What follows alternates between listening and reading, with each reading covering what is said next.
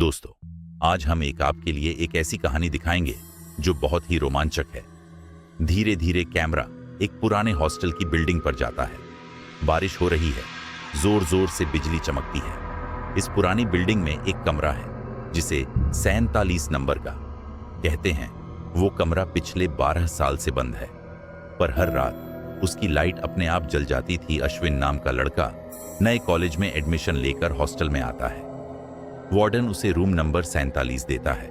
चाबी देते वक्त वार्डन का हाथ थोड़ा कांपता रहा था। अश्विन, सर, बाकी कमरे भी खाली दिख रहे हैं, कोई भी दे दीजिए। वार्डन तुरंत बोल पड़ता है, नहीं, 47 मत पूछना, वो कमरा किसी को नहीं दिया जाता। अश्विन चौंकता है।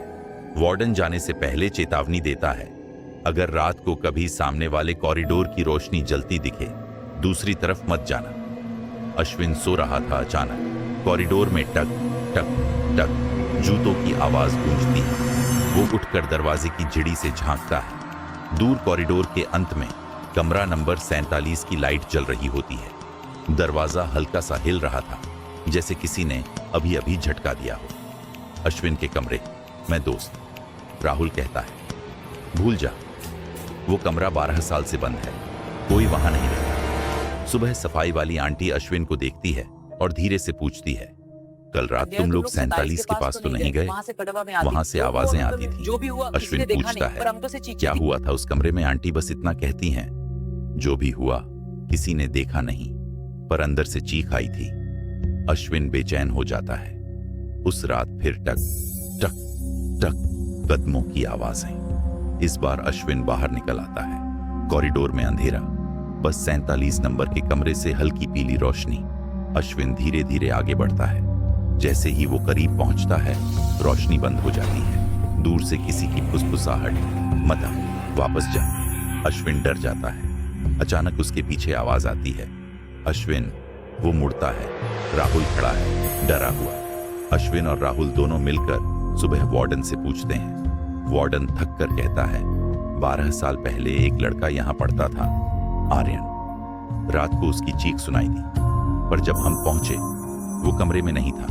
दरवाजा अंदर से बंद था। अगले दिन से कमरे की लाइट हर रात जागने लगी, जैसे कोई वापस आना चाहता हो। अश्विन को अब यह रहस्य जानना ही था। अश्विन और राहुल टॉर्च लेकर कमरे 47 तक पहुंचते हैं। इस बार दरवाजा खुद ही खुल जाता है, धीमी क्रीक की आवाज के साथ। अंदर खाली कमरा, एक टूटी मेज, पुराना पंखा और धूल से भरी दीवारें। लेकिन कमरे के कोने में एक पुरानी डायरी पड़ी है। अश्विन डायरी उठाता है। पहला पन्ना, अगर ये डायरी किसी को मिले, मैं अभी भी कमरे में हूं। अचानक कमरे का दरवाजा जोर से बंद हो जाता है। लाइट अपने आप जल जाती है। पंखा तेजी से घूमने लगता है। फिर दीवार पर अलग अलग दिशाओं से परछाइयां उभरने लगती हैं, एक ही लड़के की, लेकिन अलग अलग पोज में। अश्विन फुसफुसाता है, ये आर्यन है। एक परछाई उनकी ओर इशारा करती है। कमरे के कोने में अलमारी के अंदर का पैनल थोड़ा खुला हुआ है। अश्विन उसे खींचता है। अंदर एक छोटा गुप्त रास्ता। गुप्त रास्ते में नीचे अंधेरा है, लेकिन फर्श पर एक मोबाइल पड़ा है, जिसका स्क्रीन अभी भी रुक रुक कर जल रहा है। स्क्रीन पर नाम लिखा है, आर्यन रिकॉर्डिंग। उन्होंने मुझे कमरे में बंद कर दिया, मैं बाहर नहीं जा पा रहा। है। अगर कोई सुने तो आवाज आती है, ये बताना।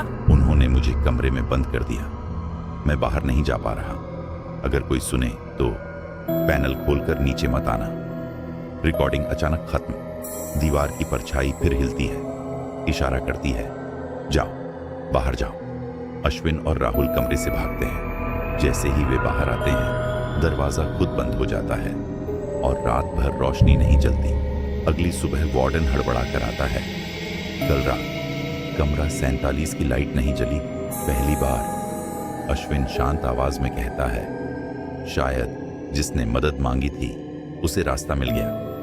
कैमरा धीरे धीरे कमरे 47 के दरवाजे पर झूम करता है। नीचे फर्श पर आर्यन की डायरी बंद पड़ी है, लेकिन आखिरी लाइन खुद ही लिखी गई है, अब मैं मुक्त हूं। तो दोस्तों, ये रोमांचक कहानी कैसे लगी कमेंट में जरूर बताएं, और ऐसे ही वीडियो देखने के लिए चैनल को सब्सक्राइब जरूर करें।